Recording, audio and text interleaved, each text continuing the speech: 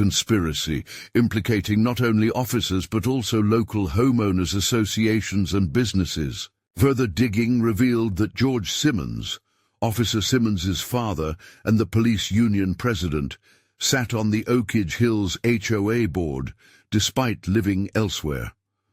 Brad Stevens, the former store manager fired after the incident, had routinely reported suspicious individuals to this group, earning thanks and tacit approval. Inside Nashville Memorial Hospital, Gabrielle conducted her own review. As chief of neurosurgery, she had access to patient outcome data. Her analysis uncovered a disturbing pattern. Black patients brought in by police faced longer wait times and poorer outcomes than those arriving via ambulance or private transport. It appeared implicit bias, extended beyond policing, subtly influencing medical care. If officers treat someone like a criminal, medical staff often do too, Gabriel confided to Marcus. Hospital CEO Dr. James Richardson, initially hesitant about addressing racial issues, now fully committed to reform. He publicly supported Gabriel and pushed for systemic changes within the institution. Back in the military sphere, Captain Rodriguez handed Marcus a sealed envelope. The military police had reviewed body camera footage, finding evidence of tampering. 18 minutes of footage removed during the most aggressive confrontations. Both officers had military police backgrounds, but had concealed less than honorable discharges on their applications to Nashville PD. This revelation added new weight to the case, hinting at a pattern of deception. Lieutenant Williams' investigation uncovered financial kickbacks between police, the HOA, and local businesses. Officers received perks for maintaining a sanitized community image. As evidence mounted, George Simmons grew desperate. Unaware that Williams wore a concealed recording device, he approached him in a coffee shop, attempting to buy his cooperation with an envelope of cash. Williams's refusal and recorded confrontation became pivotal evidence. Meanwhile, Gabrielle faced ongoing personal attacks. Anonymous threats warned her to drop the case or face harm to her patients. She reported these to Attorney Washington, adding fuel to the already burning fight for justice. Despite the pressure, community support swelled. Walter Jenkins, recovering from his heart attack, organized prayer vigils and rallies. Local churches, civil rights groups, and military families joined forces, standing firm alongside the Thompsons. This unity brought strength amid adversity. But challenges remained daunting. Hospital administrators informed Gabriel that anonymous complaints had led to several surgeries being reassigned. Meanwhile, Marcus faced pressure from a conservative superior, warning him against involving the military in civilian matters. Yet they pressed forward. Their commitment to truth and fairness would not waver. The Thompson story became a national symbol, an emblem of courage amid systemic failings, a beacon for those fighting to dismantle institutional racism. The pressure campaign against the Thompsons showed no signs of easing. Marcus and Gabrielle knew their battle had become emblematic of a much larger fight, a struggle against entrenched systems bent on preserving the status quo. Word spread quickly. Across Nashville, community leaders, activists, and everyday citizens rallied around the couple, inspired by their refusal to be silenced. Walter Jenkins, now fully recovered, became a vocal advocate. His decades-long service as a deacon and community elder gave his words weight. During a packed gathering at First Baptist Church, he addressed a crowd exceeding 300, imploring them to stand firm against injustice. Elijah Washington has been tireless in advancing our legal cause, Walter said, his voice steady and resolute. He's been filing motions, gathering evidence, making sure the Thompson story is heard where it matters most. Elijah, a prominent civil rights attorney, was relentless in navigating the labyrinthine legal system. He worked closely with Marcus and Gabriel, coordinating evidence preservation and strategizing for the upcoming federal review. Meanwhile, investigative journalist Zoe Carter prepared a comprehensive exposé. Her months of meticulous research culminated in a powerful digital presentation. She showed heat maps highlighting Oak Ridge Hills as a hotspot for racially biased police stops. Statistics painted a damning portrait. Black residents and visitors were 7 times more likely to face police scrutiny, despite comprising under 4% of the population. Zoe's findings connected officers Simmons and Hansen to an alarming number of similar incidents. They patrolled Oak Ridge Hills at the specific request of the HOA, acting as gatekeepers enforcing exclusionary norms. The revelations sent shockwaves through the community. Marcus's military training made him uniquely equipped to trace these connections. Using restricted access to property records, he uncovered a disturbing history. 3 years prior, the HOA had blocked a similar attempt by another black family to settle in Oak Ridge Hills. The sale mysteriously fell through after last-minute objections citing community fit and property values. Systemic exclusion was not a relic of the past. It was active, deliberate, and ongoing. The HOA, once a symbol of neighborhood pride, had become a tool of segregation. The Thompsons now faced an onslaught of violation notices, trivial complaints about garbage bins, mailbox heights, and door colors. Each notice carried threats of fines and passive-aggressive reminders about maintaining standards. Gabrielle found solace among colleagues at Nashville Memorial. A medical escort service, organized by Dr. Amelia Carter, ensured she was never alone in vulnerable spaces. Amelia's grim explanation underscored the pervasive fear. Some officers even joked about delaying emergency response to your home, she said. Marcus's military network offered an additional layer of protection. Fellow officers, particularly officers of color familiar with systemic bias, shared their own stories of harassment.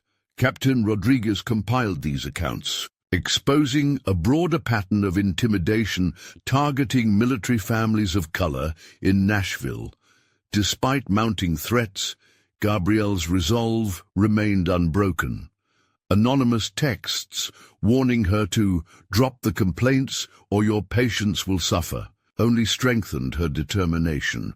Attorney Washington carefully catalogued every threat, building a robust legal file. The community's response was mixed. Many voiced outrage and offered support. Others, often anonymously, defended the officers and questioned Gabrielle's conduct. Their comments, laced with subtle racial bias, revealed the deep-seated attitudes the Thompsons confronted daily. Still, the Thompsons chose to lean into their truth. They knew that exposing such systemic flaws required both courage and persistence. Marcus often reminded Gabriel, "We have the truth, and that is our strongest weapon." Together they prepared for the long road ahead, one that would test their strength, resilience, and faith in justice. Marcus sat in the quiet of his home office, surrounded by multiple screens glowing with streams of encrypted data. His military training guided each deliberate keystroke, every methodical step in uncovering the shadowy web that had ensnared his family. Captain Rodriguez had supplied him with a secure laptop configured with specialized counterintelligence software, tools usually reserved for military operations. This was no ordinary investigation. It required precision, patience, and unwavering resolve. "I warn you," Rodriguez had said before handing it over, "this is off the record. Some battles can't be fought with conventional weapons." For days, Marcus had painstakingly traced digital footprints, preserving evidence through unbreakable chains of custody to withstand any legal scrutiny. His breakthrough came unexpectedly from an unlikely ally, a junior police officer disillusioned by the rampant corruption within the precinct. This whistleblower risked everything to provide Marcus access credentials to a private messaging group where officers Simmons, Hansen, and a dozen others exchanged messages beyond official oversight. The conversations were a sickening revelation. Got another one today. Read a message from Simmons dated 3 weeks before Gabriel's ordeal. Fancy clothes, fancy car, still didn't belong here. Made sure he knew. The group responded with racist memes and congratulatory remarks. Another thread detailed community cleaning operations, coordinated harassment campaigns designed to drive minorities from affluent neighborhoods. Hold the profile, Hansen wrote. KOA watches when we keep the neighborhood intact. The messages were saturated with slurs and disdain, a poison seeping through the core of law enforcement. Marcus meticulously archived every message with timestamps, encrypted backups stored securely in multiple locations. When he presented the findings to Zoe Carter, her eyes widened in disbelief. "This is no longer isolated incidents," she said gravely. "It's a conspiracy involving multiple officials, intertwining police corruption and HOA agendas." Further investigation uncovered George Simmons, Officer Simmons' father and the police union president, sat on the HOA board despite not residing in Oak Ridge Hills. Brad Stevens, the fired store manager, had frequently reported suspicious individuals directly to this group, earning their favor. Within Nashville Memorial, Gabriel had launched her own inquiry, accessing anonymized patient data as chief of neurosurgery. She uncovered a chilling trend.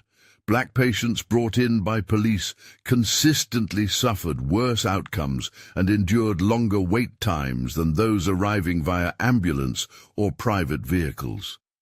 She suspected subtle biases among medical staff unconsciously, influenced by officers' attitudes. If police treat a patient like a criminal, she explained to Marcus, the healthcare system often mirrors that prejudice, affecting triage and care. Hospital CEO Dr. James Richardson, initially reluctant to engage with racial issues, now championed immediate corrective actions. "The board unanimously supports you, Gabrielle," he told her. "Nashville Memorial rejects discrimination in all forms." A public statement was scheduled, coinciding with Walter Jenkins's community testimony event. The military's investigation added a damning layer.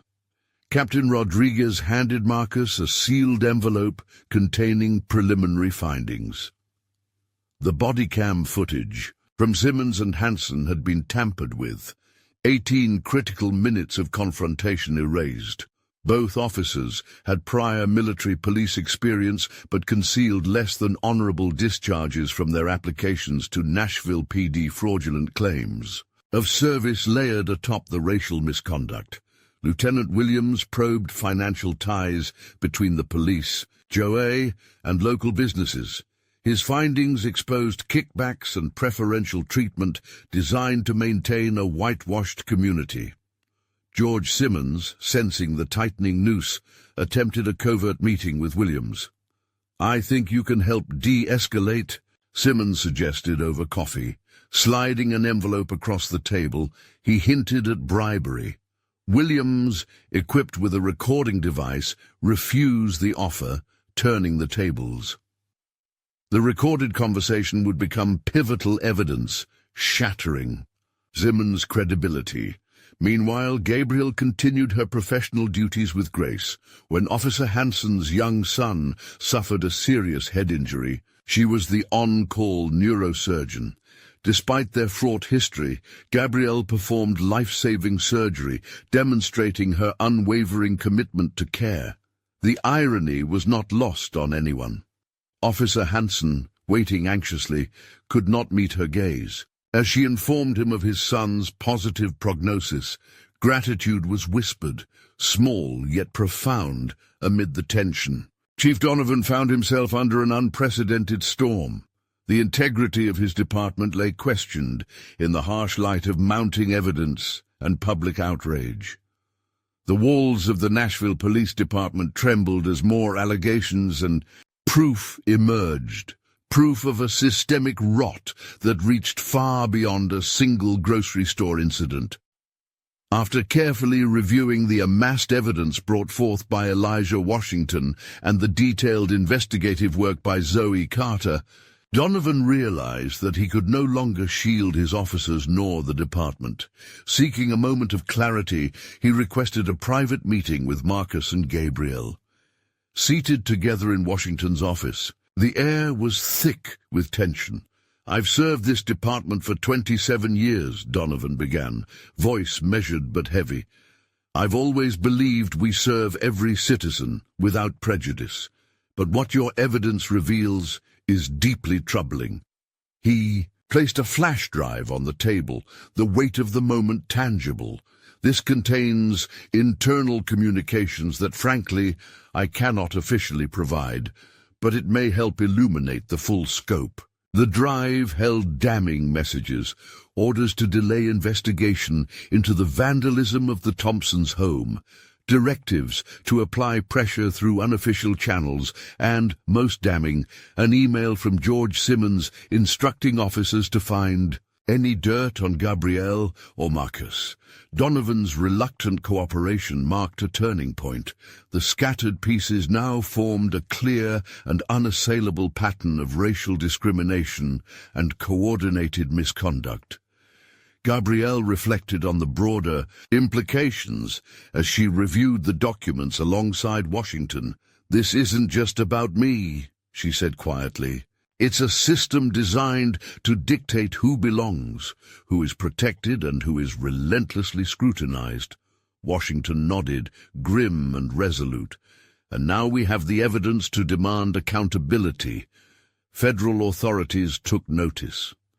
The Department of Justice announced a formal review of the case, investigating potential civil rights violations. The courtroom was packed on the day Gabriel testified. Sitting between Marcus and Washington, she embodied the weight of countless others who had faced similar injustice. She spoke with calm precision, detailing the events at Greenleaf Market, the false accusation, the manager's rush to judgment, the officers' dismissive attitudes, and the humiliating public handcuffing. Her voice held steady, though the room felt the emotional toll beneath the surface. "I've faced discrimination before," Gabriel admitted, "but this was the most blatant. Growing up as the only black student in advanced science classes, I learned early that excellence wasn't enough. I needed proof, irrefutable proof, that I belonged." Images flashed on the courtroom screens. Graduations, awards, operating rooms, testaments not only to her achievements, but her humanity. Marcus took the stand next, his military bearing commanding attention. "As a black officer in America and a military officer, I navigate dual realities," he testified. He described his deliberate preparations, the witnesses he brought, the visibility of conversations, the documentation, all precautions against a system predisposed to suspicion. The store footage played, disproving Karen Whitfield's claims. Bodycam footage showed officers ignoring proper protocol, the crucial 18-minute gap exposing tampering. A young whistleblower officer detailed the toxic culture within certain precincts, an unspoken directive to keep neighborhoods clean, a euphemism for targeted racial exclusion. Karen Whitfield's testimony collapsed under Washington's questioning. She admitted to never seeing Gabriel take anything, only feeling uncomfortable, a stark admission of naked prejudice. Defense attorneys attempted to shift blame, emphasizing alleged non-compliance, but the official police procedures they cited demanded probable cause, absent here. During a recess, Gabrielle was approached by a young resident doctor who thanked her for speaking out. "So many endure this," the resident said, "but few have your platform to fight back." Gabrielle's resolve deepened. This was more than her fight. It was for all who faced invisible barriers. Zoe Carter presented her comprehensive data, maps, graphs, statistics exposing disproportionate policing of minorities in Oak Ridge Hills. Officers Simmons and Hanson's names surfaced repeatedly. Internal emails and recorded conversations revealed George Simmons' orchestration of pressure tactics. His testimony unraveled, contradictions eroding his credibility. Community members shared stories of exclusion, suspicion, and resilience. Walter Jenkins, decades-long deacon, described years spent avoiding certain neighborhoods despite legitimate reasons to be there. Professionals echoed similar experiences, the burden of being perpetually other. Gabrielle's closing words crystallized the painful truth. Black excellence is a prerequisite not for praise, but for basic dignity, she said. We must be flawless, beyond reproach, yet still, that may not suffice. The courtroom atmosphere was heavy with anticipation as officers Simmons and Hanson sat, their earlier camaraderie now fractured. Each sought to minimize his own responsibility, casting blame on the other, but the mounting evidence spoke louder than their defenses. George Simmons was removed from the hearing after an outburst during a recess. His threatening comments were overheard by a federal agent, signaling his growing desperation as the walls closed in. The narrative was clear. A pattern of systemic discrimination enforced through coordinated misconduct. This was exactly the kind of civil rights violation the Department of Justice was empowered to address. Outside the hearing room, Gabrielle and Marcus were surrounded by supporters and media. Despite the exhaustion etched on their faces, they held fast to the dignified composure that had defined their ordeal. They understood that the true challenge was only beginning. 6 months later, Nashville's police department had undergone a transformation few expected. Officers Simmons and Hanson were officially terminated following investigations that confirmed multiple departmental and constitutional violations. Criminal charges for civil rights abuses had been filed against both, with Hanson facing additional counts for tampering with body camera footage. George Simmons faced indictments for corruption, witness tampering, conspiracy, and misuse of police resources. His attempt to intimidate Lieutenant Williams backfired spectacularly. The recorded conversation was key evidence in the federal case. The police union distanced itself from Simmons, electing new leadership committed to accountability rather than blanket defense of officers, regardless of conduct. The Department of Justice expanded its probe beyond individuals to systemic patterns within the department. The resulting consent decree mandated sweeping reforms. Implicit bias training, empowered community oversight boards, revised use of force policies, and transparent disciplinary procedures. Chief Donovan, facing retirement, embraced these reforms as his legacy, determined to leave behind a model of reformed policing. Karen Whitfield, the false accuser, faced legal consequences for filing a false police report. She accepted a plea deal including community service at First Baptist Church's food pantry, working alongside those she once distrusted. Her experience was transformative, leading her to advocate for awareness of unconscious bias. Oak Ridge Hills established an inclusion council led by Walter Jenkins, focusing on dismantling decades of exclusionary practices. Records uncovered a history of redlining, selective HOA approvals, and targeted enforcement against minority homeowners. When these practices ceased, Property values remained stable, disproving racist assumptions long used to justify discrimination. The HOA board, purged of problematic members, embraced new leadership dedicated to true community building. Gabrielle launched a mentorship program for minority medical students, offering emotional support and practical strategies to navigate hostile environments. She reminded mentees that while excellence remained important, it was no longer their only shield. At Nashville Memorial, Gabrielle worked to implement reforms addressing treatment disparities among minority patients, particularly those brought in by police. New protocols included removing biasing information from initial assessments and regular audits to detect disparities. Marcus was promoted to full colonel, tasked with developing a military-civilian relations initiative addressing tensions between law enforcement and military families of color. His approach prioritized collaboration, bringing community leaders, police officials, and military personnel together to foster mutual respect and understanding. Despite professional victories, the personal toll lingered. Gabrielle still experienced moments of anxiety in public, acutely aware of others' perceptions. Marcus remained vigilant, the strategist never fully lowering his guard.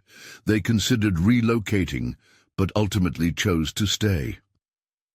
"This is our home," Marcus said firmly.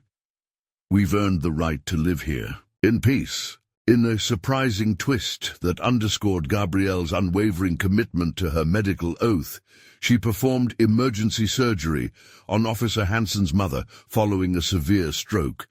Despite everything that had transpired between Gabrielle and Officer Hansen, she offered the same exceptional care she provided to all her patients, setting aside personal history for the sake of human life. Officer Hansen sat quietly in the surgical waiting room, the irony of the situation weighing heavily on him. When Gabriel emerged from the operating room to inform him that his mother would recover fully, he struggled to meet her eyes. "Thank you," he mumbled, words inadequate given the complex history between them. Gabriel nodded professionally, promising he'll need follow-up care. "My office will arrange everything." Her commitment to patient care transcended all personal grievances, highlighting the profound professionalism that defined her. Meanwhile, Chief Donovan found himself in an increasingly precarious position.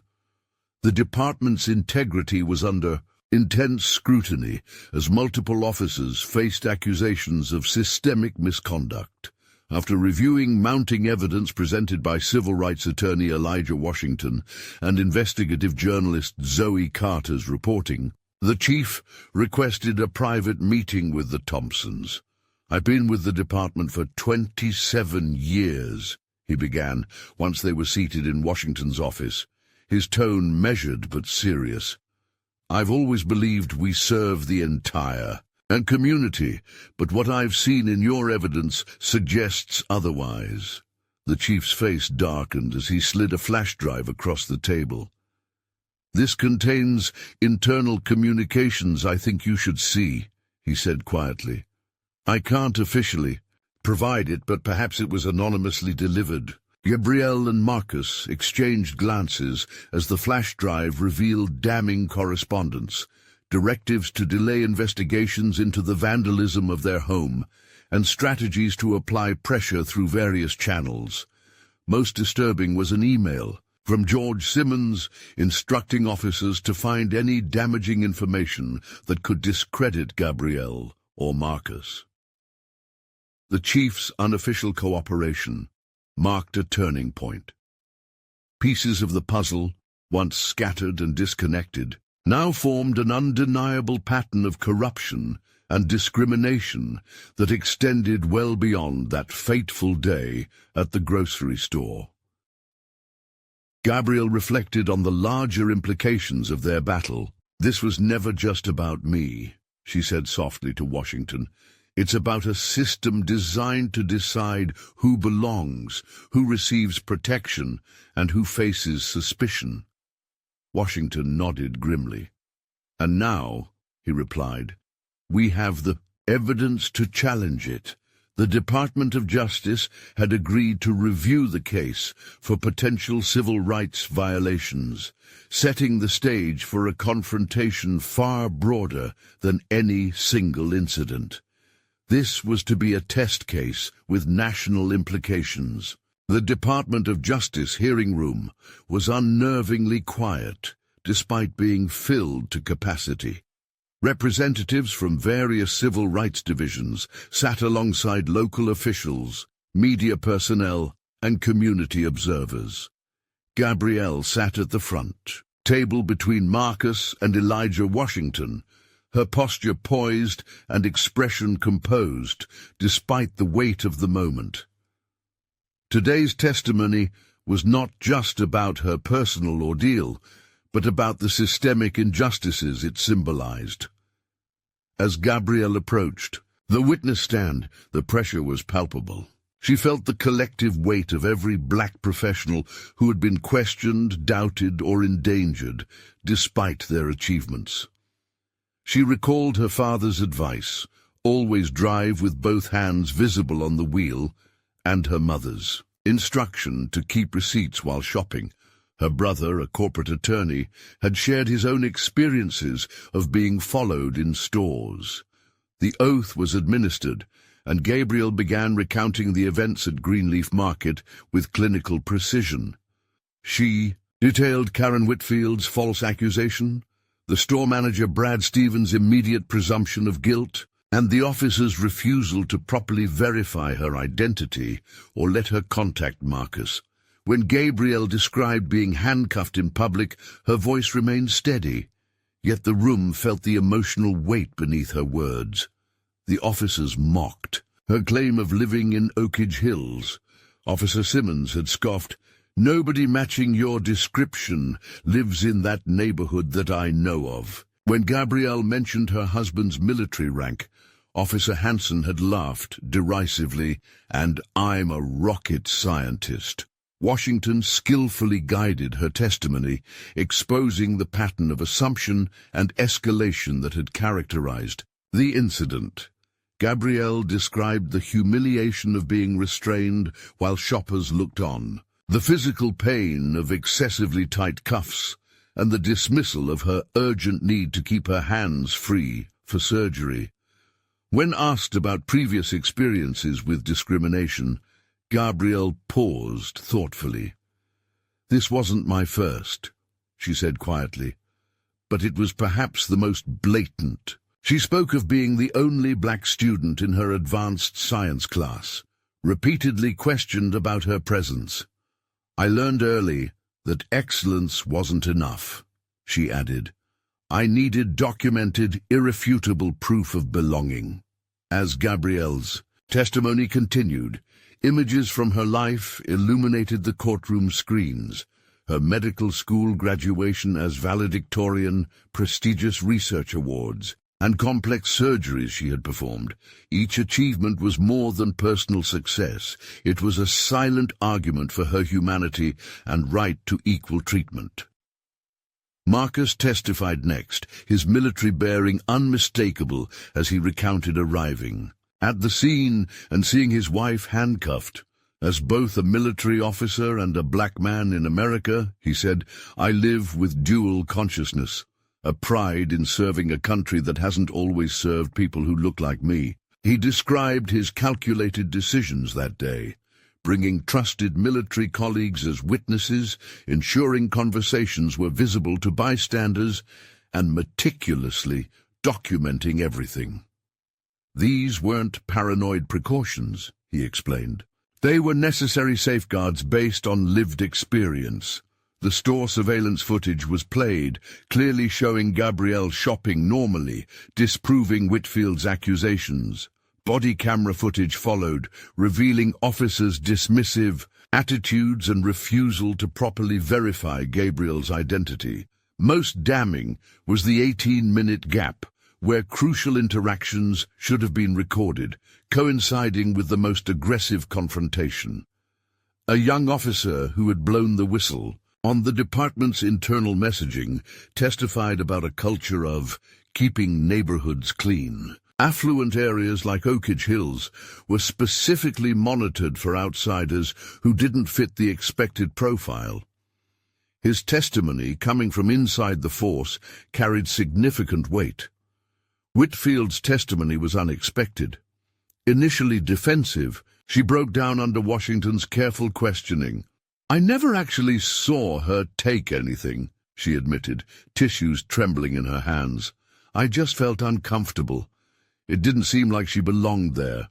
The raw prejudice in her statement hung heavily in the room. Washington pressed, "Did Dr. Thompson do anything specific to make you uncomfortable?" "No," Whitfield whispered. "She was just there." The officer's attorneys attempted to focus on Gabriel's alleged non-compliance, but Washington countered with the official police procedure manual, underscoring the necessity of probable cause before detention, a requirement clearly unmet. During a recess, a young black medical resident approached Gabrielle, thanking her for fighting this battle. "So many of us experience these things, but lack the platform or resources to challenge them." The comment reminded Gabrielle why she persisted, not just for personal justice, but for systemic change. As the hearing resumed, Zoe Carter presented comprehensive data analysis revealing discriminatory policing patterns in affluent neighborhoods. Maps, graphs, and statistics showed minorities were 7 times more likely to be stopped in Oakage Hills, despite representing less than 4% of the population. Officers Simmons and Hansen appeared disproportionately in these incidents. Evidence against George. Simmons was particularly damning, recorded attempts to influence testimony and coordinate pressure campaigns. When George took the stand, contradictions and evasions eroded his credibility. Community members shared similar experiences, professionals detailing how they were profiled simply for existing in spaces others entered without question. Gabrielle returned for final questions, reflecting on the broader implications. The expectation of black excellence as a prerequisite for basic dignity is perhaps the most insidious aspect of contemporary racism, she observed. "We can't just be good, we must be exceptional, perfect, and beyond reproach, and even then it may not be enough." As the hearing concluded, Officers Simmons and Hansen sat with their attorneys. Their earlier camaraderie fractured as each tried to minimize his culpability. George Simmons was removed after attempting to approach the judge during recess, his threatening comments overheard by a federal agent. The evidence had formed an unassailable narrative of systemic discrimination enforced through official misconduct. Exactly the pattern the Department of Justice was empowered to address. Gabrielle and Marcus left the hearing surrounded by supporters and media, maintaining the dignity that had defined their ordeal. The question remained, could a broken system reform itself when confronted with irrefutable proof of its own failures? 6 months had passed since Gabrielle's wrongful detention at Greenleaf Market. The Nashville Police Department had undergone changes few anticipated. Officers Simmons and Hansen were officially terminated after internal investigations substantiated multiple violations of departmental policy and constitutional rights. Criminal charges for civil rights violations were filed against both officers, with additional charges against Hansen for tampering with body camera footage. George Simmons faced even more severe consequences. Indictments included corruption, witness tampering, conspiracy, and misuse of police resources. His attempt to pressure Lieutenant Williams with bribes had spectacularly backfired. The recorded conversation became crucial federal evidence. The police union had distanced itself from his actions. electing new leadership committed to accountability rather than unconditional defense of officers, regardless of misconduct. The Department of Justice investigation expanded beyond individual officers, revealing systemic patterns of discrimination and misconduct within the Nashville Police Department. The resulting consent decree mandated comprehensive reforms, implicit bias training for all officers, the creation of community oversight boards with real authority, revised use of force policies, transparent disciplinary procedures for policy violations.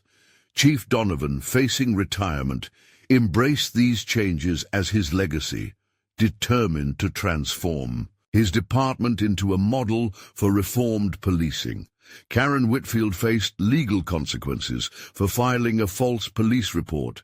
She accepted a plea agreement requiring community service hours at First Baptist Church's food pantry, working alongside many she had once regarded with suspicion. The experience proved transformative for Karen, who later became an unexpected advocate for confronting unconscious bias. Oak Ridge Hills established an inclusion council led by Walter Jenkins, focusing on addressing the neighborhood's history of exclusion. Property records revealed decades of unofficial redlining, enforced by selective HOA approvals and targeted enforcement of community standards against minority homeowners. Surprisingly, when discriminatory practices ended, property values remained stable, disproving the racist assumptions that justified exclusion. The removal of George Simmons and other problematic HOA members allowed new leadership to pursue genuine community building. Gabrielle created a mentorship program for minority medical students facing discrimination, providing emotional support and practical strategies to navigate hostile environments.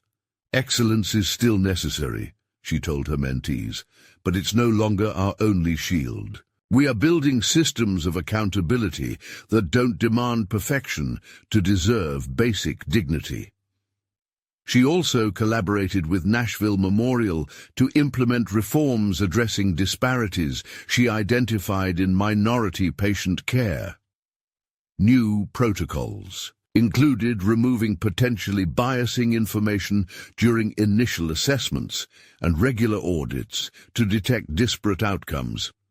Marcus earned a promotion to full colonel, tasked with developing a military-civilian relations initiative focusing on improving ties between law enforcement and military families of color. His approach emphasized collaboration, bringing together community leaders, police officials, and military personnel to foster mutual respect and understanding. Despite these victories, the personal toll remained significant. Gabrielle still experienced moments of anxiety in public spaces, hyper-aware of how others perceived her. Marcus remained vigilant about their safety, the strategist unable to fully relax his guard. They considered moving from Oak Ridge Hills, but ultimately decided against it. Leaving would send the wrong message. "This is our home now," Marcus said firmly. "We've earned the right to live here in peace." In an unexpected development illustrating Gabrielle's commitment to her medical oath, she performed emergency surgery on Officer Hansen's mother after a stroke, delivering the same exceptional care to all patients, regardless of personal history. The officer attempted an apology during a hospital waiting room encounter. "I'm not asking for forgiveness," he said quietly, "just to acknowledge how wrong I was. Not just that day, but for years before." Gabrielle nodded, neither accepting nor rejecting, but recognizing that discomfort was necessary for genuine change. The Thompsons hosted a neighborhood integration barbecue on their lawn, attended by a diverse group, including many who previously kept their distance. The event became a quarterly tradition, breaking down barriers through sharing food and conversation across differences. Nashville Memorial implemented a bias training program inspired by Gabrielle's experience, teaching healthcare providers to recognize and counter subtle prejudices affecting patient care. The program's success inspired other hospitals regionally, creating a ripple effect of institutional change. 1 year after the incident, Gabrielle returned to Greenleaf Market, the first visit since the confrontation. The store had new management, a diverse staff, and a prominently displayed community commitment statement near the entrance.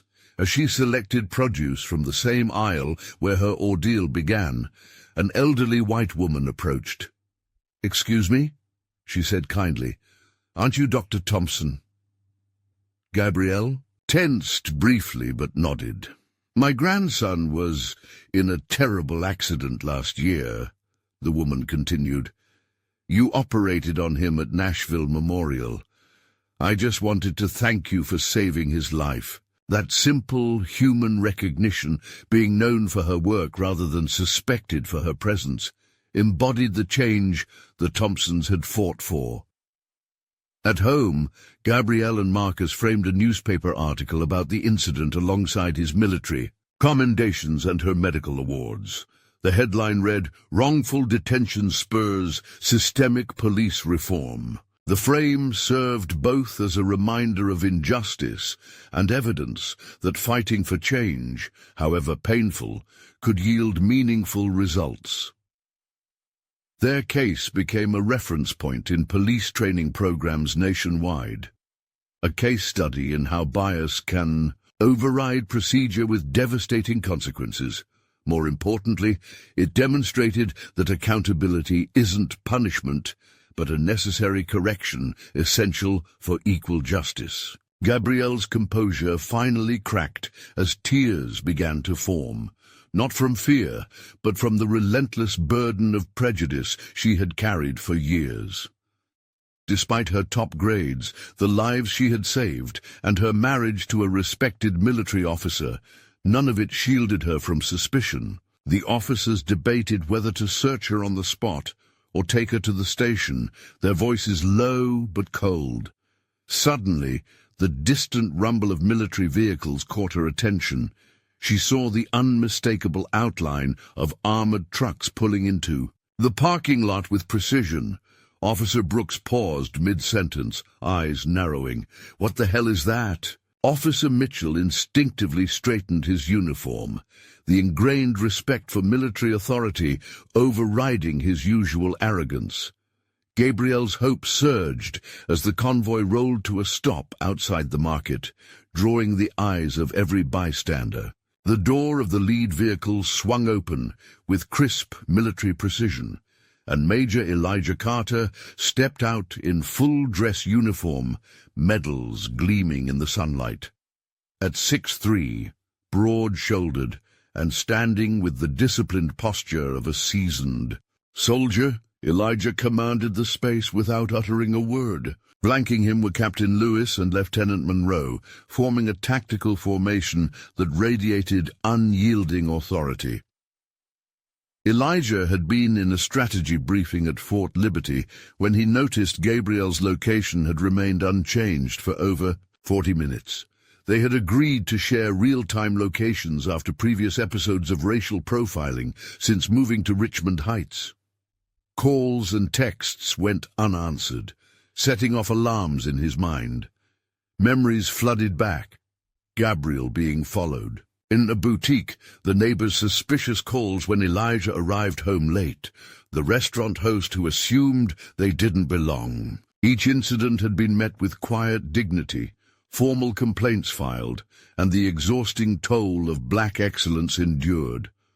But this moment felt different, more urgent, more dangerous. Elijah approached the scene with measured steps, his polished boots striking the asphalt rhythmically. He stopped in front of Officer Mitchell, voice calm but commanding. "Officer, I am Major Elijah Carter, United States Army, 82nd Airborne Division. You are detaining my wife without probable cause. I request an immediate explanation. Mitchell blinked, clearly caught off guard by the military presence, but quickly masking it with bravado. Sir, this is a police matter. Please, step back. Elijah remained unmoved. My wife is Dr. Gabrielle Carter, Chief Pediatric Surgeon at Richmond General Hospital. She called me 20 minutes ago, and the call was abruptly cut. I must confirm her safety immediately. Officer Brooks moved forward, trying to control the situation. Sir, your wife is suspected of theft. We're following procedure. Elijah's eyes scanned the growing crowd, many filming on their phones. Nearby, George Palmer shifted uncomfortably. I see. And what evidence supports this accusation? Elijah asked, voice low but firm. Before a reply could come, Linda Mayfield attempted to slip away unnoticed. Elijah turned sharply. Ma'am, you're involved in this matter. Please remain while we resolve it. Court. Linda froze. Elijah redirected his gaze to the officers, standing at attention with military precision that outmatched their aggressive postures. I am aware of Tennessee law regarding lawful arrest without warrant. From what I observe, those conditions have not been met here.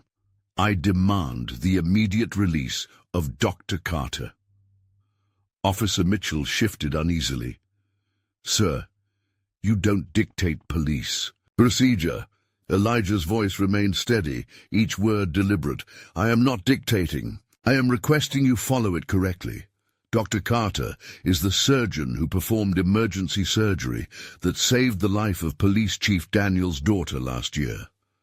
Lieutenant Monroe stepped forward. Major, shall I contact Chief Daniels? Directly. I have his number. The mention of their connection visibly unsettled both officers.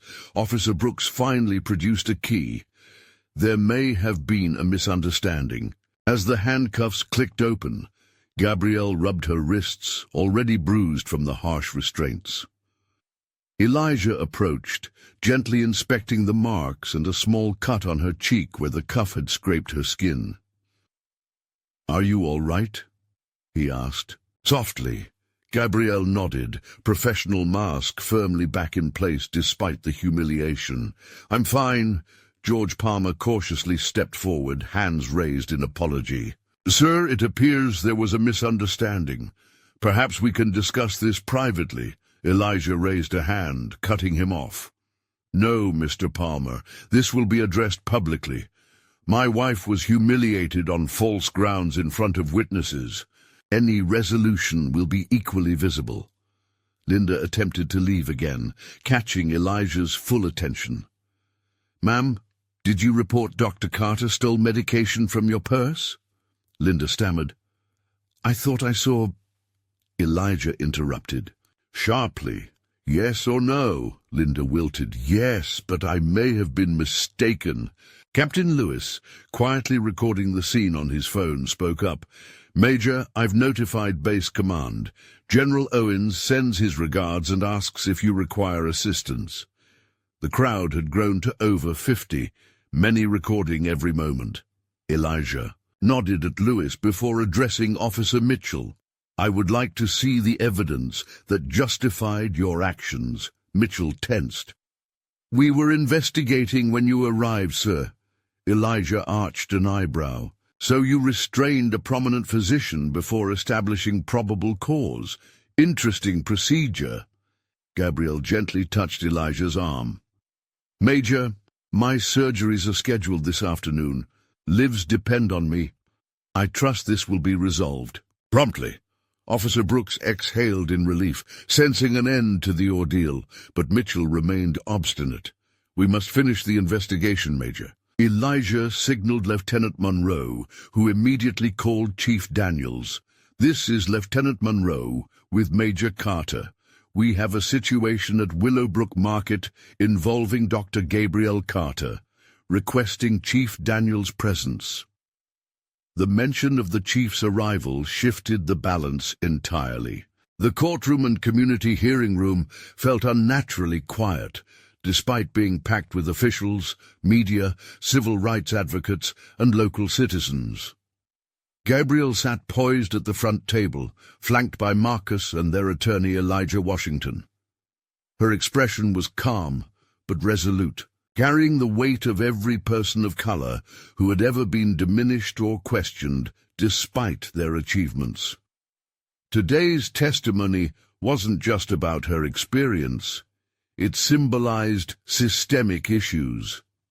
When Gabrielle approached the witness stand, she felt the invisible burden of generations who had been forced to prove their worth repeatedly.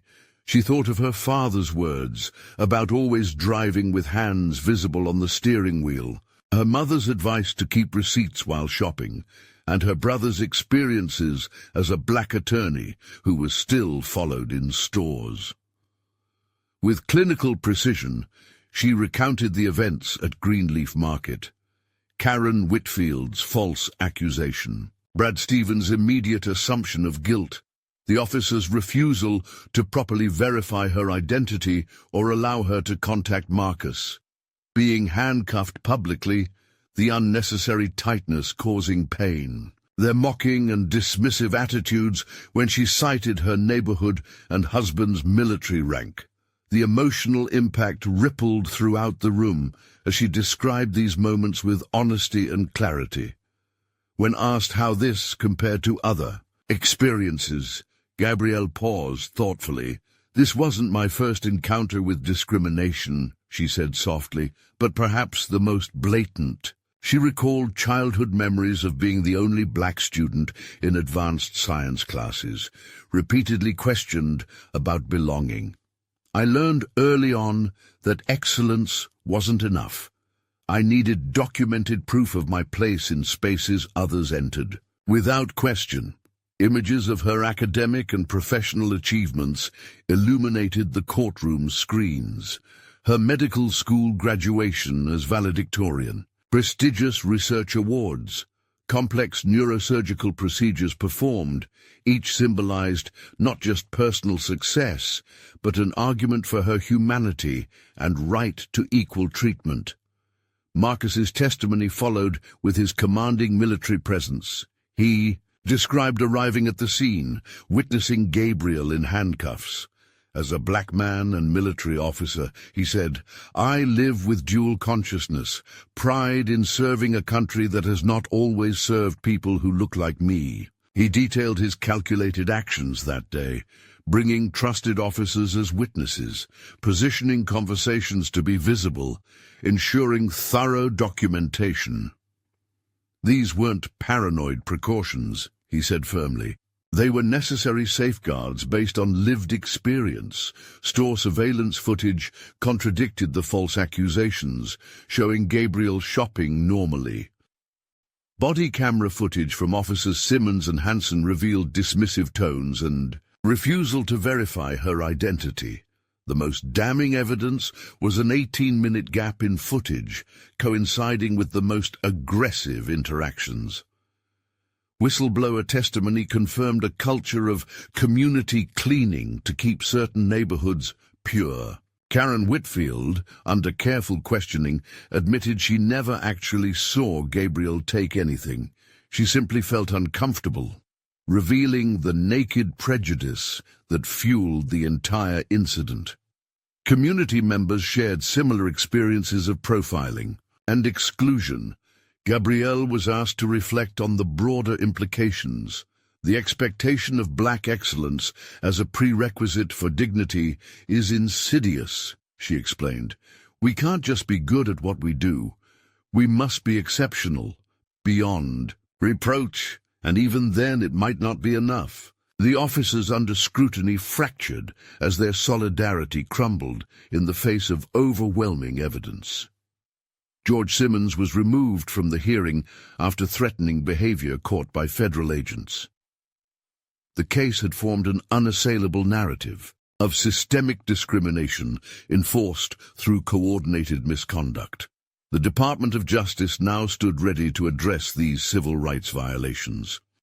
As Gabrielle and Marcus left the hearing, Surrounded by supporters and press, they embodied dignity, strength, and hope.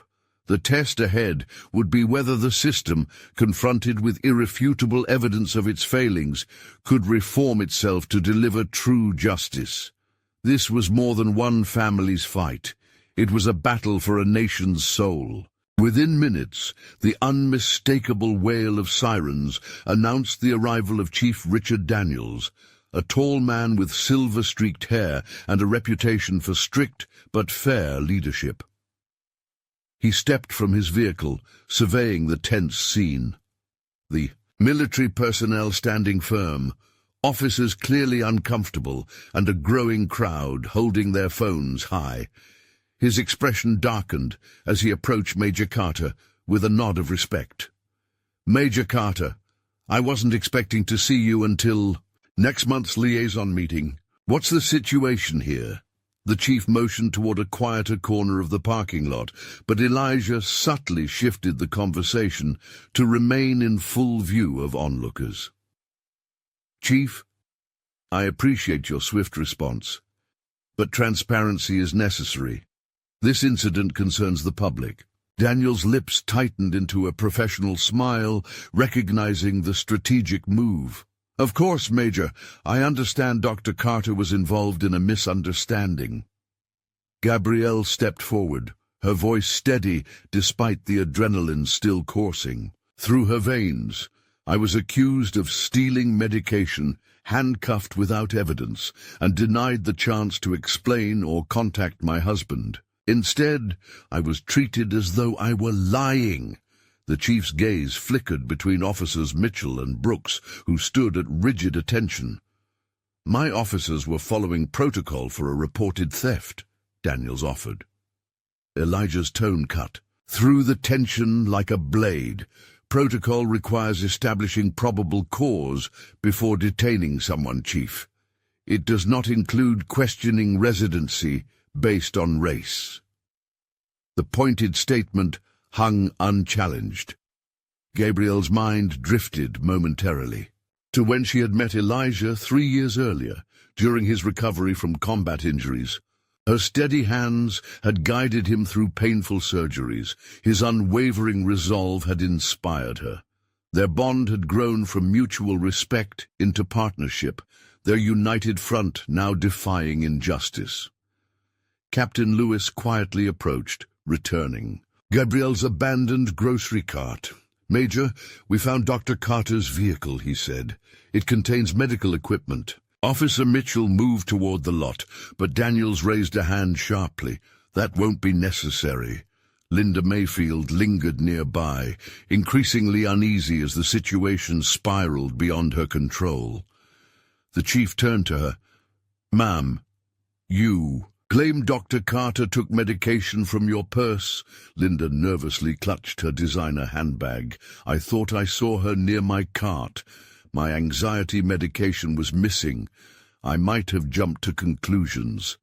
Daniels requested to see the purse. Opening it revealed the prescription bottle tucked inside a zipped compartment. Linda's face flushed crimson as she stammered, "I don't understand. I was so sure." Elijah's gaze hardened. "What made you so sure Dr. Carter had taken something?" Linda avoided eye contact. "I just felt threatened when she passed by." The raw prejudice in her words silenced the crowd. Brad Palmer, sensing the escalating tension, rushed forward with a tablet.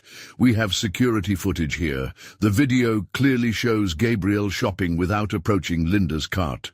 The playback left no room for doubt. Gabrielle's movements were calm, professional, no hint of theft. Chief Daniels cleared his throat, uncomfortable with the undeniable racial profiling. "On behalf of the Richmond Police Department, Dr. Carter, I apologize for this incident." The apology hung hollow in the charged air. Elijah's expression remained stoic, characterizing illegal detention, racial profiling, and public humiliation as an incident barely scratched the surface of the injustice endured. Daniels's smile faltered. "Major, I understand your frustration. Elijah interrupted with measured force. "I'm informing you that formal complaints will be filed against Officers Mitchell and Brooks for civil rights violations. Actions will also be pursued against Willowbrook Market and Miss Mayfield for false reporting." The atmosphere grew taut, Captain Lewis recording steadily as news crews arrived, drawn by viral videos spreading rapidly online. Lieutenant Monroe approached Elijah. "Major, I've received over a dozen messages from community members who witnessed the incident. Many have offered statements regarding similar experiences with these officers." Brad Palmer paled at the implications. "Dr. Carter, we at Willowbrook value all customers. Perhaps store credit might—" Gabriel's voice froze the manager mid-sentence. "Mr. Palmer, do you believe my dignity has a price?" The manager stepped back, recognizing the depth of his miscalculation. Officer Brooks quietly suggested to bystanders to delete their videos. Unaware, Lieutenant Monroe was filming the attempt at evidence tampering. "Chief Daniels," Monroe called out, holding up his phone. "Your officer appears to be instructing witnesses to destroy evidence. Would you like to address this, or shall I forward it to legal affairs?" Elijah's eyes scanned the crowd. "Would you defend someone being wrongfully accused if it meant confronting authority? Comment 1 if you believe bystanders should have spoken up for Gabriel, or 2 if you think it's too risky to intervene." He continued, "Standing against injustice often comes at personal cost, but silence costs even more. Like this video if accountability matters. Subscribe to follow stories of those fighting discrimination." As tensions mount, what do you think will happen? Will Chief Daniels stand with his officers or face the truth? The standoff in the parking lot thickened as Chief Daniels struggled to maintain control. The crowd had swelled past 50, many filming intently as Gabriel and Major Carter stood shoulder to shoulder, flanked by Captain Lewis and Lieutenant Monroe. Across from them, the officers and store management visibly grew more uneasy under the public eye. Among the onlookers, an elderly man moved forward, Reverend Samuel Jenkins, a respected figure at the historic First Baptist Church downtown. At 78, his weathered face reflected decades of bearing witness to injustice. As he approached the conversation, a sudden pain gripped his chest. He staggered, collapsing onto the asphalt with a heavy thud that drew gasps from the crowd. Gabrielle's instincts kicked in. She broke away from the tense confrontation, rushing to his side. "Sir, can you hear me? I'm Dr. Carter, a neurosurgeon." Her training took over instantly as she assessed his pulse and breathing. "He's having a cardiac event. Someone call 911 now." Officer Mitchell stepped forward, hand near his weapon. "Step back, Doctor. You're not authorized to—" Before he could finish, Major Carter moved swiftly between Gabriel and the officer. "My wife is Chief of Neurosurgery at Richmond Memorial." "Stand down unless you want to explain your actions." Chief Daniels intervened immediately. "Officer Mitchell, back off. Let her work." Gabriel began chest compressions, barking clear orders. "Time compressions, Lieutenant Monroe. Captain Lewis, look for aspirin." The crowd parted, forming a circle of space as Gabriel worked with practiced precision. Reverend Jenkins' eyes fluttered open, focusing briefly on Gabriel's determined face. "You're the lady who was—" he gasped. Gabriel held his hand gently. "Try not to speak, sir. Help is coming." His weak grip tightened on hers. "I wanted to help, but was too afraid." That simple confession echoed the unspoken truth of decades. Fear silenced many from intervening in moments that called for courage.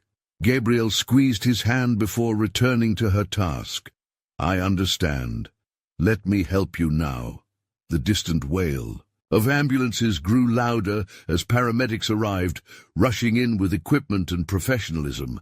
"Suspected myocardial infarction," Gabrielle reported crisply. Patient is Reverend Jenkins, approximately 78, collapsed roughly 4 minutes ago. CPR in progress, no meds yet. The lead paramedic recognized her instantly. Dr. Carter, we didn't expect you here. On call, Gabrielle replied simply. The paramedics worked swiftly, stabilizing the Reverend while praising Gabriel's quick response. You likely saved his life, Doctor. The crowd watched in stunned silence as the gravity of the day's events shifted from wrongful accusation to a heroic rescue. As Reverend Jenkins was loaded into the ambulance, his hand found Gabrielle's once more. Thank you, Doctor. I'm Reverend Jenkins of First Baptist. I should have spoken up sooner. Gabrielle smiled softly. Rest now, Reverend. We'll talk again soon. The scene transformed completely. Where moments before stood a woman shackled by baseless accusations, now stood a consummate professional, a healer who had just preserved a life. The officers who had detained her watched on, powerless, as the truth unfolded. Gabrielle's phone rang. She answered calmly. I'll be there in 20 minutes, she said after listening. Turning to Major Carter, concern etched across her face. There's a 16-year-old with an expanding subdural hematoma at Richmond Memorial. The on-call. Neurosurgeon is stuck in traffic. They need me immediately. Major Carter nodded gravely. I'll arrange a police escort. A life depends on it. The chief hesitated briefly before agreeing. Officers Mitchell and Brooks will provide the escort, Major Carter added deliberately. Daniels caught the unspoken message. The same officers who had wronged Gabrielle would now be tasked with protecting her. Reluctantly, the chief nodded. Priority 1. Escort Dr. Carter to Richmond Memorial immediately. Officer Mitchell attempted to protest. Chief, with respect. That's an order, officer, Daniels interrupted sharply. As Gabrielle entered the back of the cruiser, the absurdity of being escorted by her accusers weighed heavily on her. Major Carter squeezed her hand. I'll handle things here. Meet me at the hospital. Despite the weight of humiliation, Gabrielle maintained her composure. She'd worked twice as hard for half the credit, faced subtle and overt racism, and had achieved excellence in a field where few looked like her. Now, in her comfortable sweatshirt on an off day, she was reduced to suspicion once more. Officer Brooks adjusted his rearview mirror, glancing at her. We'll get you there in 10 minutes, Dr. Carter. The professional courtesy was jarring in contrast. To earlier treatment, Gabrielle met his eyes through the mirror. That teenager doesn't care about our conflict. He needs the best care. Let's focus on that. The cruiser sped through traffic in tense silence before turning on lights and sirens to clear the way. At the emergency entrance, hospital staff awaited, led by Dr. James Harrison, the CEO. Doctor Carter, we've prepped everything. The scans are ready for review. Surrounded by respect and urgency, Gabrielle moved purposefully toward the operating room. She paused only to glance back at Officers Mitchell and Brooks. Thank you for the escort, she said simply. The words, free of bitterness, seemed to affect Officer Brooks more than any confrontation could. As Gabrielle entered surgery, Major Carter's voice echoed in her mind. They need to see. We cannot be broken. As Gabrielle performed the emergency surgery, the incident at Greenleaf Market erupted across social media platforms with relentless momentum. Bystander videos, captured from every angle, told the full story. The baseless accusation, Gabrielle's calm professionalism, the officer's blatant bias, Major Carter's commanding arrival, and Gabrielle's life-saving intervention despite her own ordeal. Within hours, the hashtag Justice for Dr. Carter was trending nationally, propelled by outraged medical professionals and military families demanding accountability. Meanwhile, Major Carter sat in the hospital's waiting room, his military jacket draped over a chair, quietly conferring with Elijah Matthews, a renowned civil rights attorney specializing in high-profile discrimination cases. The body cam footage will be pivotal, Matthews explained, tapping notes on his tablet. I've filed emergency motions to preserve all evidence, store security videos, police recordings, communications logs. Major Carter nodded, his military precision evident. Lieutenant Monroe documented Officer Brooks instructing witnesses to delete videos. Captain Lewis has continuous footage from my arrival until Gabriel left for surgery. Matthew's eyes narrowed. Tampering with witnesses? That's serious misconduct. He scrolled through service records on his tablet.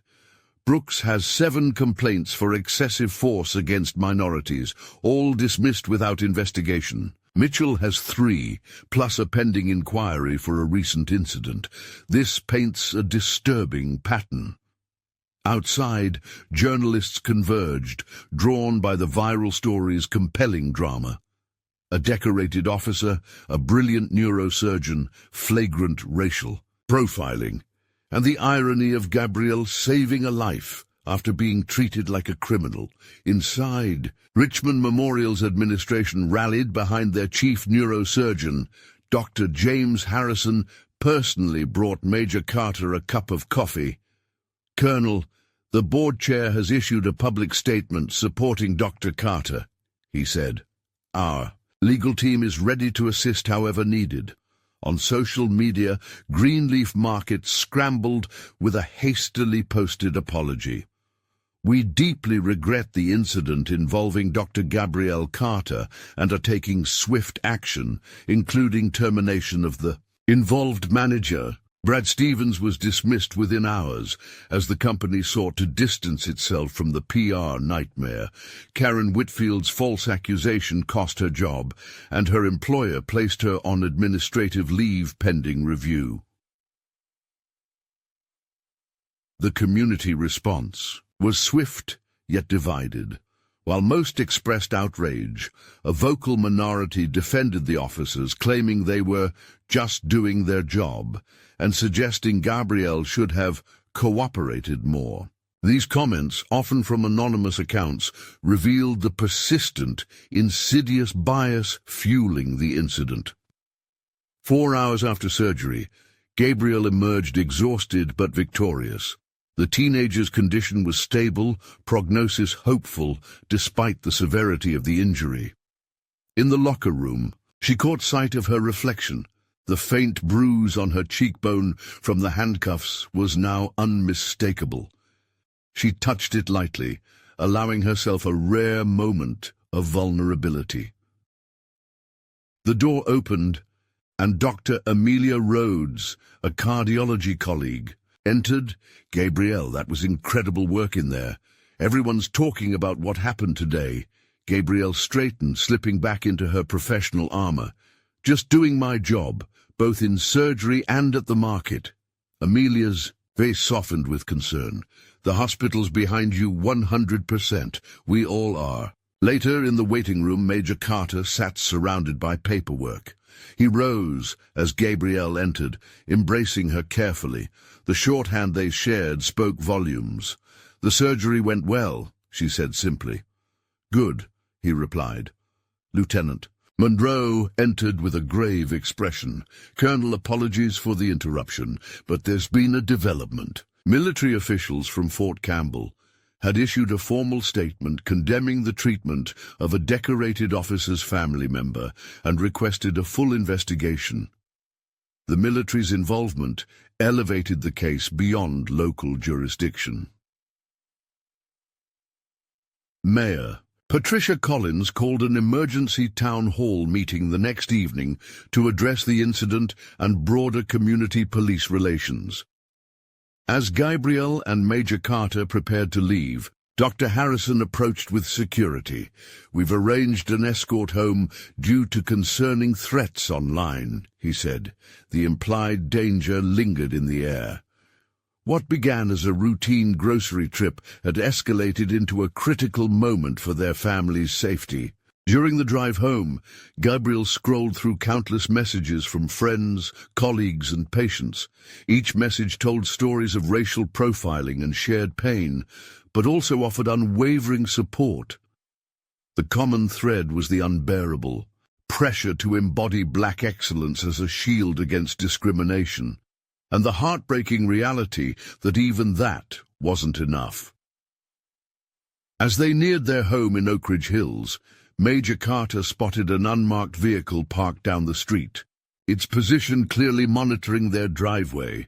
"Security detail?" Gabriel asked, eyes sharp. "Not ours," he replied tersely, noting the license plate without drawing attention. "Could be press, could be police surveillance." The message was clear. This fight was far from over. Inside their home, the weight of the day finally crashed down on Gabrielle. Her hands trembled as she set down her keys. Tears slipped free. The shock delayed, but undeniable. Major Carter guided her gently to the sofa, holding her as the emotions poured out. "I did everything right," she whispered against his shoulder. "Degrees from Howard and Johns Hopkins, board certification, research saving lives daily, and none of it mattered because I was wearing a sweatshirt." Major Carter stroked her hair silently, his military discipline offering no ready answer for this battlefield. Later, after a shower and change, they sat reviewing legal documents Elijah Matthews had prepared. Formal complaints would be filed first. Thing against the officers, the store, and Karen Whitfield. The road ahead was long, with years of legal battles likely. As they prepared for bed, Gabrielle's phone rang, a number she didn't recognize. Cautiously, she answered and placed the call on speaker. "Dr. Carter, this is George Brooks." In said the gruff voice of the police union president and father of Officer Brooks. "I understand there was an unfortunate incident today, but you should recognize that pursuing complaints against officers doing their duty could have serious repercussions for all involved." Gabrielle and Major Carter exchanged a glance, the thinly veiled threat crystal clear. "Mr. Brooks," Major Carter's voice hardened, "this is Colonel Carter. If you threaten my wife in any way, know that this call is being recorded and will be provided to our attorney in the morning." A tense silence followed. "Not a threat, Colonel," Brooks replied, voice artificially smooth. "Just an observation on how these situations tend to resolve. Have a good evening." After the call ended, Gabrielle sat heavily on the bed's edge. "They won't make this easy, will they?" Major Carter squeezed her hand firmly.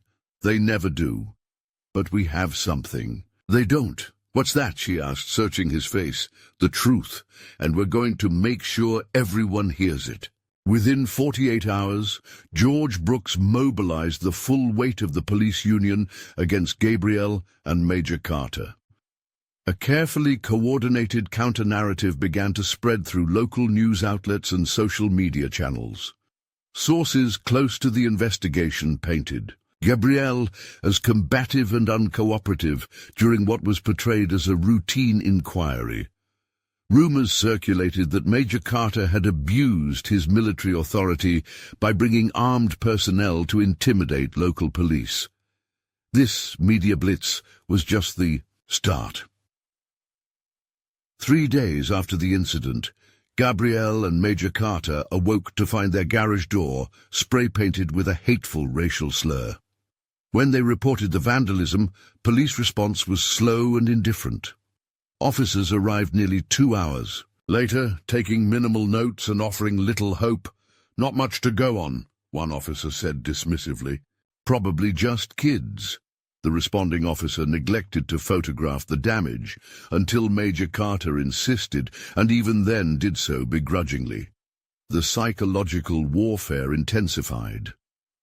At the hospital, Gabrielle found several of her surgeries reassigned to other surgeons, patients requesting to avoid her. Hospital CEO Dr. James Langston summoned her to his office, his face troubled. "Gabrielle, I've received 3 anonymous complaints questioning your fitness to practice. He said hospital policy requires me to document these, but I want you to know I consider them baseless and retaliatory. She maintained composure, recognizing the tactic, an assault on her professional reputation, the very foundation of her identity. "Thank you for your transparency, James," she replied. "Are there specific allegations I should address?" "Nothing concrete," he said, shaking his head. "The timing suspicious." Meanwhile, Major Carter was summoned to meet Colonel Frank Harrison, a notoriously conservative superior officer. "Carter, there's concern about your recent public actions," Harrison began bluntly. "Some believe you overstepped by involving military personnel in a civilian police matter." Major Carter stood at attention, expression neutral. "Sir, I was responding to an emergency involving my wife. Captain Rodriguez and Lieutenant Williams accompanied me voluntarily, off-duty." Harrison's displeasure was clear. "Perception matters. This command can't risk appearing to challenge civilian authority." The implied warning was unmistakable. Major Carter's previously spotless career could be jeopardized. Despite the mounting pressure, support for the Carters grew. Walter Jenkins, now recovering from his heart attack, mobilized his church congregation. The historic First Baptist Church held a prayer vigil doubling as a community action meeting, with over 300 attendees pledging support. Elijah Matthews provided legal updates. Though stonewalling persisted, the case moved forward. As the whirlwind of public outrage swirled, Gabrielle and Major Carter found an unexpected ally in investigative journalist Zoe Carter. Zoe had been researching patterns of discriminatory policing in affluent neighborhoods for over a year. Her reports documented disturbing trends, minorities disproportionately targeted in predominantly white communities. Gabriel's experience fit the pattern. After consulting with Elijah Matthews, Gabriel and Major Carter agreed to meet Zoe at their attorney's office, prepared with a digital presentation. Zoe laid out the data. Maps showed Oak Ridge Hills as a hotspot for racial profiling. Statistics revealed black residents were 7 times more likely to be stopped than whites, despite being less than 4% of the population. Officers Brooks and Hanson appeared repeatedly in reports. Zoe revealed that these officers patrolled Oak Ridge Hills at the request of the Homeowners Association. This led to another troubling discovery. Major Carter's military contacts accessed property records hidden from the public. Their home, purchased just months earlier, had a troubling history. 3 years prior, a black family had tried to buy it, but were blocked by last-minute HOA objections. Concerns about property values and community fit had sunk the sale. Pieces of a pattern began to form, systematic exclusion masked as neighborhood standards. Pressure escalated from the HOA. Violation notices flooded the Carters. Garbage bins allegedly left out too long, mailbox height questioned, front door paint color challenged. Each notice was a veiled warning with looming fines and thinly disguised hostility. Yet, Gabrielle found unexpected solidarity at Nashville Memorial. Colleagues formed a medical escort group, ensuring she was never alone in parking garages or isolated hospital corridors. Dr. Amelia Price organized the effort after overhearing threats in a local bar frequented by off-duty officers.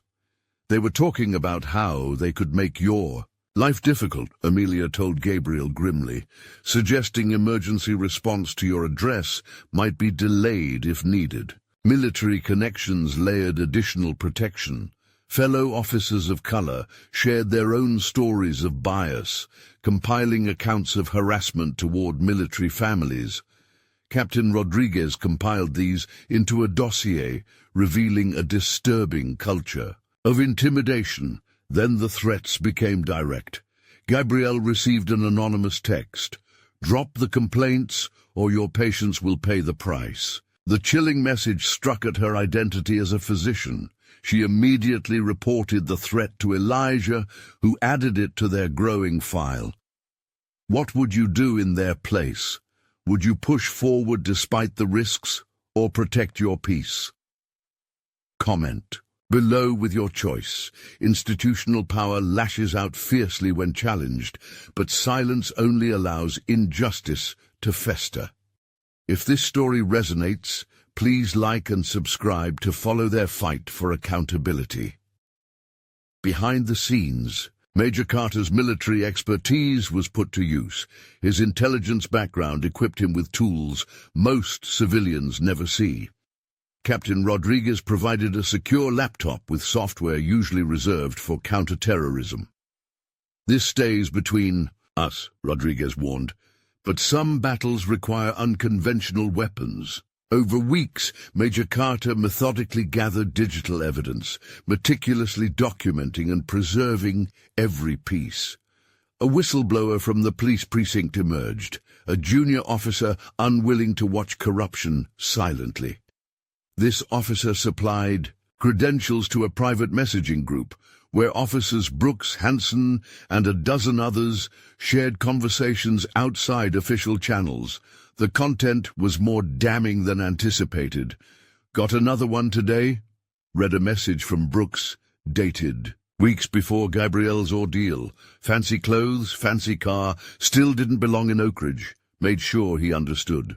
Replies included racist memes and congratulatory remarks. Another thread discussed community cleaning, targeted harassment to keep minorities out. "Hoodies and harlots," Hansen wrote, followed by a torrent of slurs.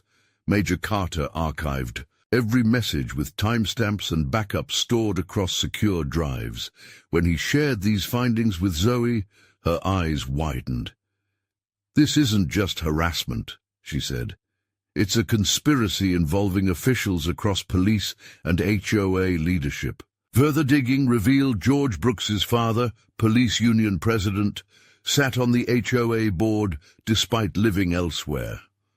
Store manager Brad Stevens, recently fired after the incident, regularly reported suspicious individuals to this group, earning their thanks and occasional promises of action. Meanwhile, Gabrielle continued her own investigation inside Nashville Memorial. As chief of neurosurgery, she had access to emergency department data usually reserved for quality improvement. Her review revealed a disturbing trend. Black patients brought in by police had worse outcomes and longer wait times than those arriving by ambulance or private car.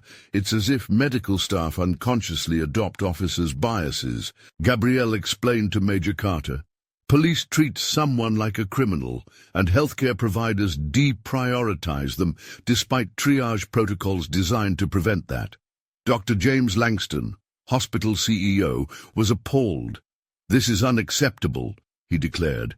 "I want immediate corrective measures." Once hesitant to engage on race issues, Langston became a staunch advocate, pushing reforms to confront systemic bias. The hospital board unanimously backed a public statement supporting Gabrielle and condemning discrimination.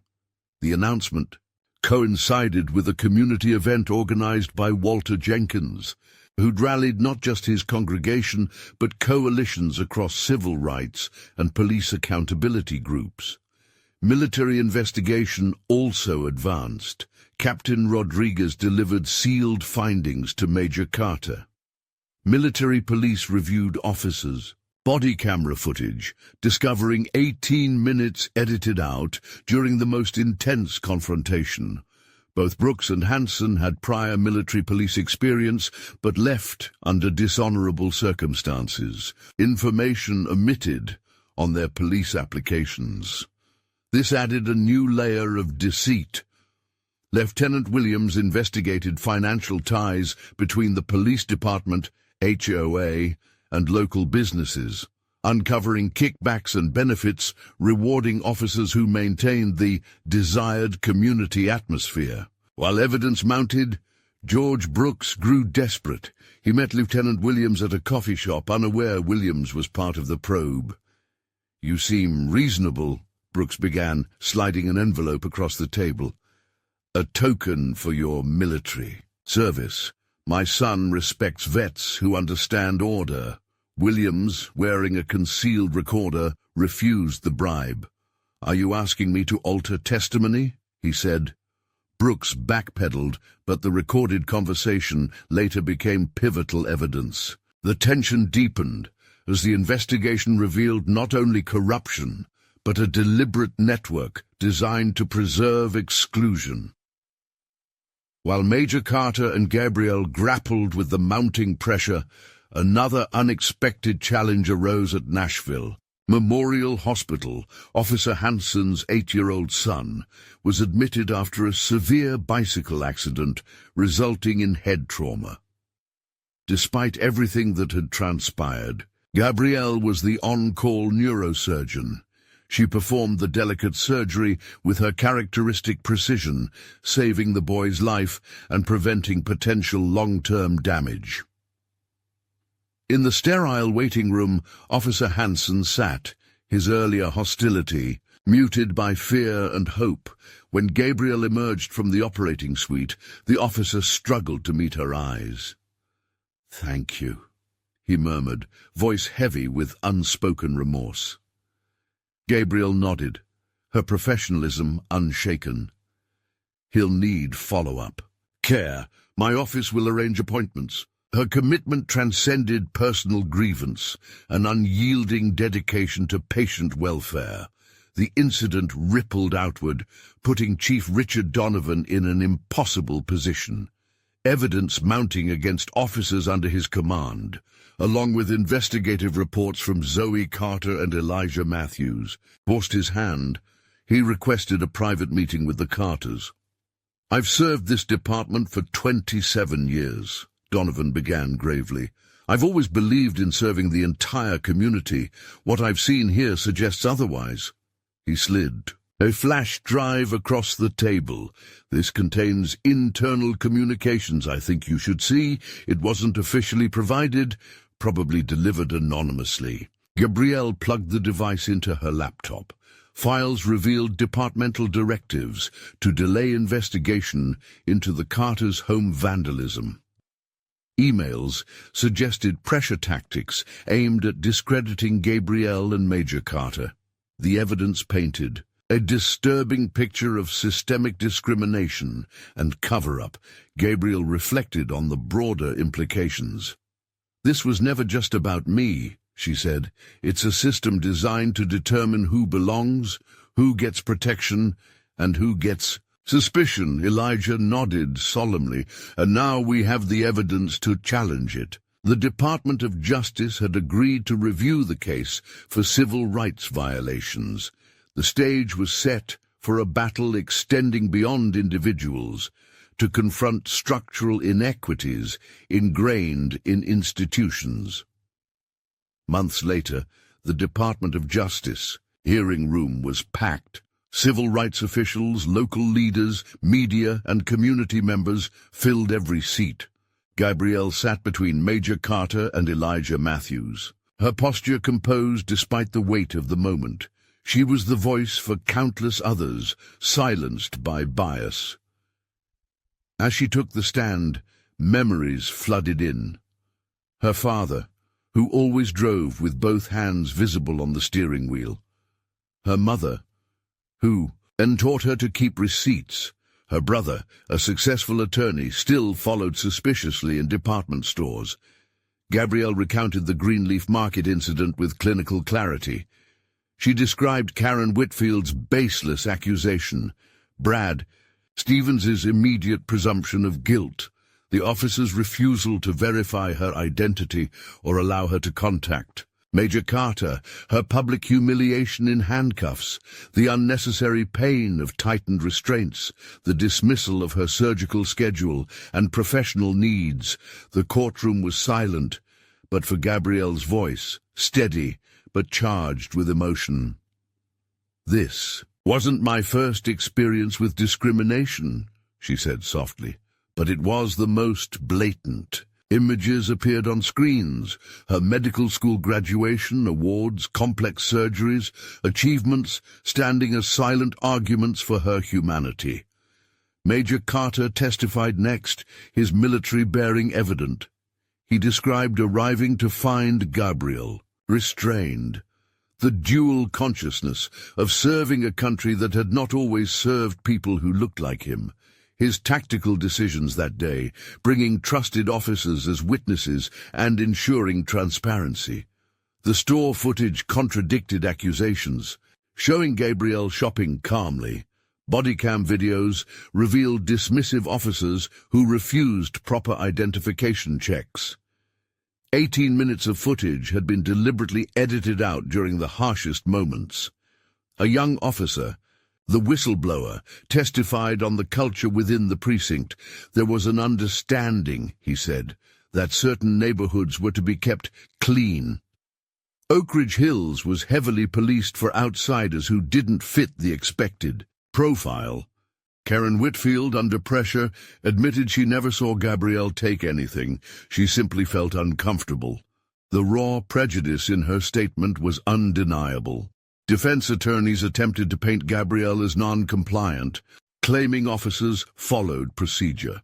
But Gabrielle's attorney countered with official police manuals, outlining the necessity of probable cause before detention. Absent here.